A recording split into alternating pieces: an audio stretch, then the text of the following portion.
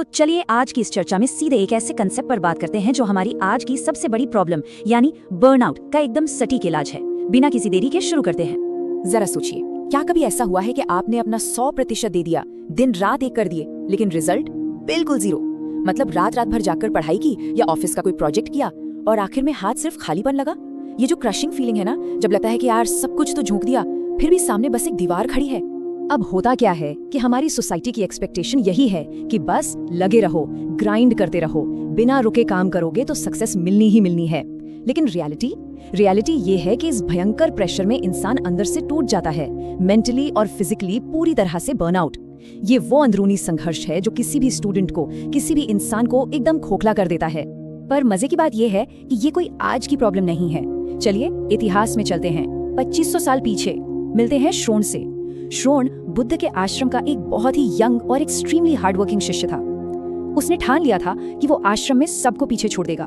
सुबह सबसे पहले उठना, पूरा दिन बिना कोई ब्रेक लिए बस ध्यान करना। लेकिन कुछ महीनों बाद उसे कोई शांति नहीं मिली। रिजल्ट था एब्सोल्यूट जीरो, सिर्फ फ्रस्ट्रेशन और हताशा। श्रोण पूरी तरह टूट चुका था।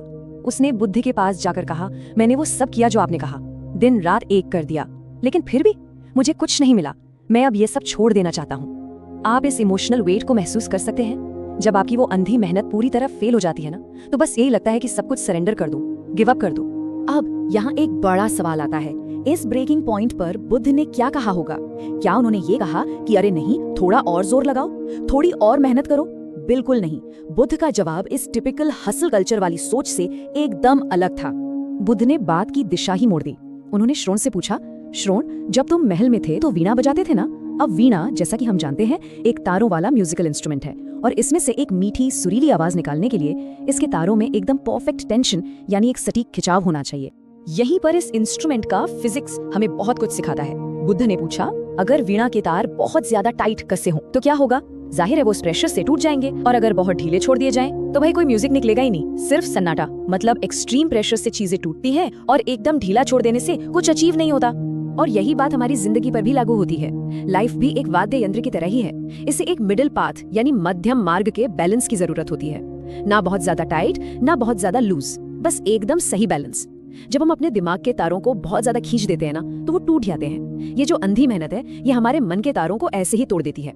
तो इस बैलेंस को आखिर अचीव कैसे किया जाए? श्रोण के लिए ये सिर्फ कोई फिलॉसफी नहीं थी, बल्कि एक प्रैक्टिकल प्रोसेस था। स्टेप 1, रुको और अपने दिमाग को थोड़ा रेस्ट दो। स्टेप 2, गहरी सांस लो, अपने आसपास की प्रकृति को देखो, उस पल को महसूस करो। और स्टेप 3, जब बैलेंस वापस आ जाए तब अपनी प्रैक्टिस दोबारा शुरू करो। ये एक बहुत ही एक्शन ओरिएंटेड तरीका है। कुछ ही हफ्तों बाद श्रोण को वो शांति मिल गई जिसकी उसे तलाश थी।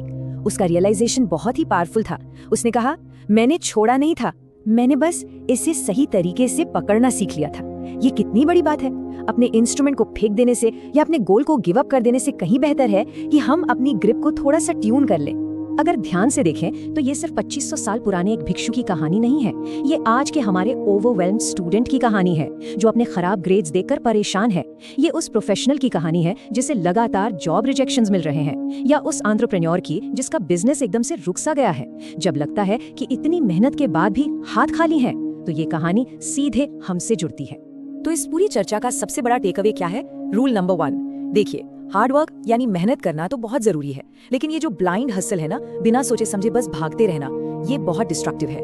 एफर्ट डालना मस्ट है, लेकिन अगर हम रुक कर ये इवैल्यूएट नहीं कर रहे हैं कि हमारा तरीका सही भी है या नहीं, तो हम एक ट्रैप में फंस रहे हैं। अब एक सवाल आपके लिए, जब डेली रूटीन का स्ट्रेस बहुत बढ़ जाता है, जब जिंदगी के तार बहुत ज्यादा टाइट फील होने लगते हैं, तो आप लोग अपना बैलेंस कैसे ढूंढते हैं? वो कौन सा एक स्पेसिफिक तरीका है जो आपको इस बर्नआउट से बाहर निकालता है? नीचे कमेंट्स में जरूर शेयर कीजिएगा, ताकि हम सब एक दूसरे के एक्सपीरियंसेस से कुछ सीख सकें। और जाते जाते बस इस एक थॉट को अपने साथ रखिए, क्विट मत कीजिए, गिव अप मत कीजिए, बस अपनी ग्रिप को थोड़ा एडजस्ट कर लीजिए। जिंदगी की वीणा के तारों को टूटने मत दीजिए। तो क्या हम अपनी जिंदगी की इस वीणा को आज सही धुन में ट्यून करने के लिए तैयार हैं? इसी सवाल के साथ आज की ये चर्चा यही खत्म करते हैं।